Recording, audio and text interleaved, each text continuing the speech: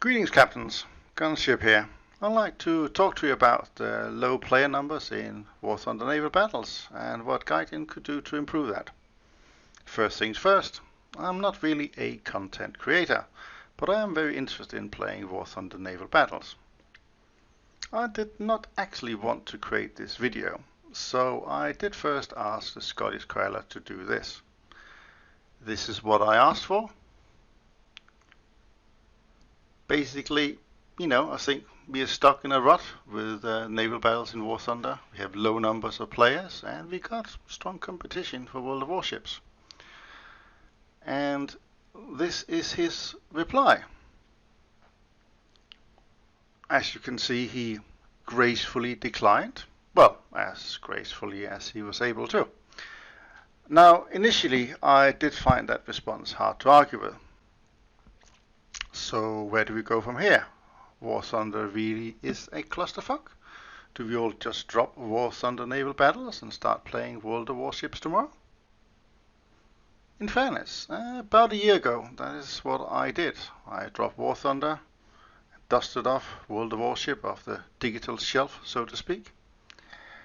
And in fairness to World of Warship, it's not a bad game at all. In fact, it's very enjoyable in its own right. As you can see from the pictures, here's my little collection of tier 10 ships I managed to get to, and I also had a few premiums to help me along the way. Let's take a step back and consider what you're looking for if you are a new player interested in naval battles. Let's group them into three categories. Those who already play War Thunder for either the planes or ground forces. World of Tank players looking for some naval action. Or you have never played War Thunder or Wargaming's titles and are just looking for some slow-paced tactical shooter, and you may have some historic interest in naval warfare and you decide to download both games to compare. Now, the first thing you will get greeted with is the user interface. And if I have to be brutally honest, I think that World of Warships wins hands down. It just have more pleasing interface, more pop-ups, easier to guide you around. All that works just a little bit easier, where in War Thunder you're a little bit struggling to where to go, what to press, where's the controls, etc. Now, that's just the UI, but what really matters is the actual gameplay, right? So let's start with what ships you get to start with. Actually, before we go down that rabbit hole, let's look at a few tanks. Okay, so here we go. First impression, which tank would you rather play? The one with the big gun, right? Now, what about this one? Not a match against Abrams, but if you like your World War II tanks in general, it's an iconic technical marvel for its time that was feared by many for good reasons, not least the 88mm main gun, and you did not even have to see the gun in order to know what you were looking at, right? So let's compare starting ships in the two games. Let's start with War Thunder. Here we have the British starter boat or ship. Two turrets, quad 7.72mm machine guns. Not too bad, but not exactly fantastic. I could show you the Japanese starter ship as well, and that's not much better, just for good reference. Now, if you compare that to, for example, the British starter ship in World of Warships, all of a sudden here we have something that actually looks like a ship more than a boat.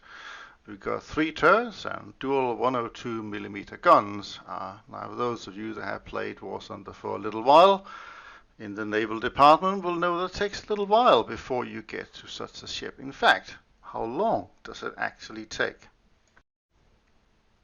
Here we have the British Clemson, British rank 3, one turret with a single 102mm gun. That's almost flippin' embarrassing. Okay, I know.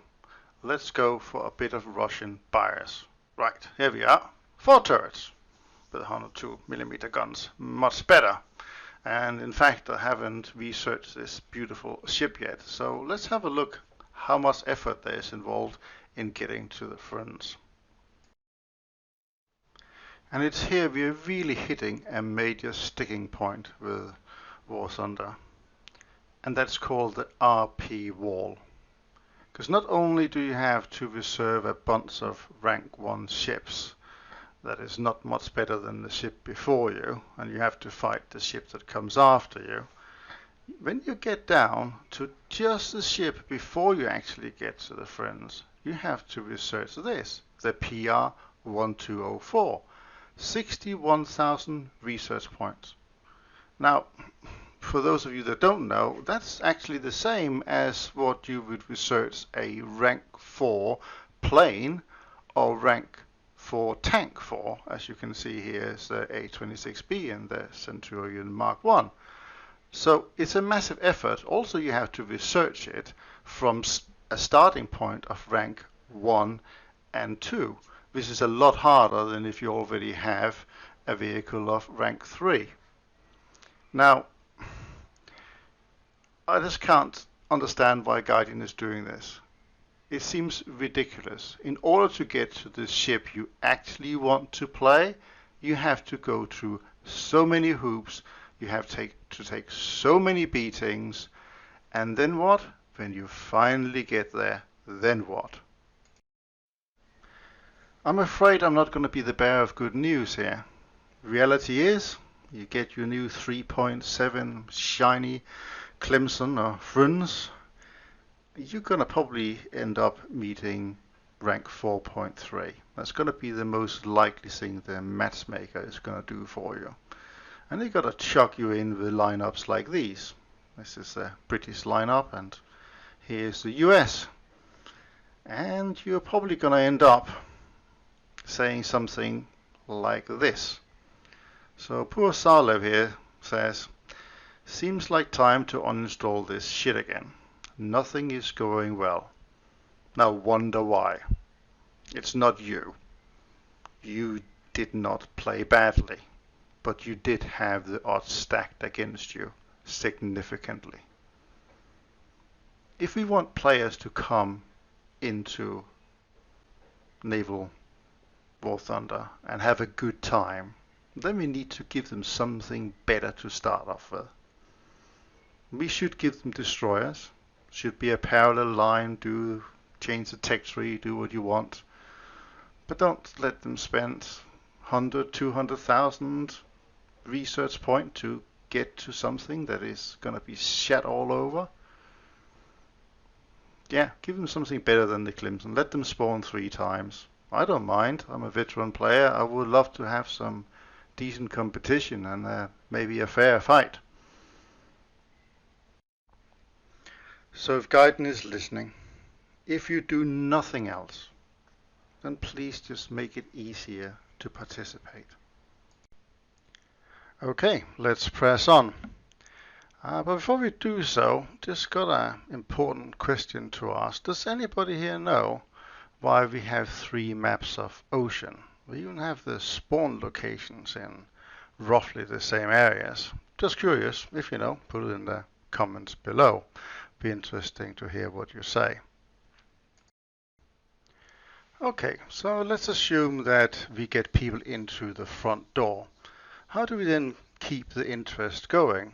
After a while, the same maps becomes sort of a little bit boring or laborious, and the problem with naval is really that the further you move down the ranks, the longer a gamer is allowed to take, because a cruiser moves a little bit slower than some of the early boats and have to travel further distances and so forth.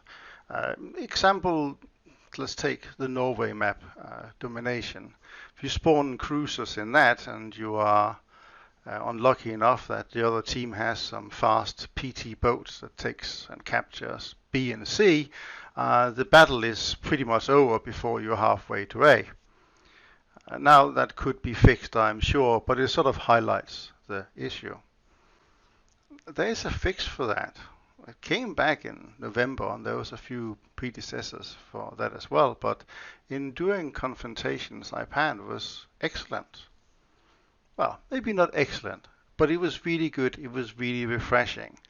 It actually meant that you had a longer battle, up to 3 hours. And I had quite a few 3 hour battles, and we went in there as a team, and we really enjoyed it. And you sort of, if you're lucky, could go and capture an enemy port, and you could sort of feel that you really were on a battlefield in this long-term engagement. It was good. It absolutely had potential, and there was a ton of good forum feedback afterwards.